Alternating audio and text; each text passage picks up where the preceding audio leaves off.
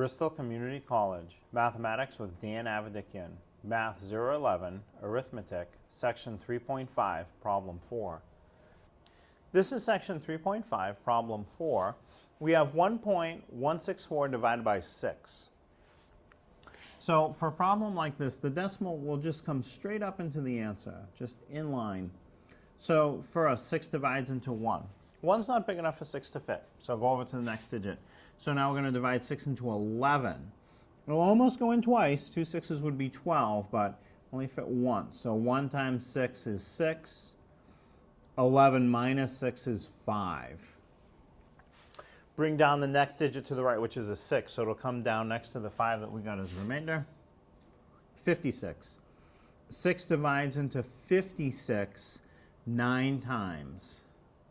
9 times 6 is 54. Subtract 56 minus 54 is 2. Bring down the next digit to the right. The next digit over is a 4. 6 divides into 24 4 times. Goes in evenly. 4 times 6 is 24. There's nothing left over.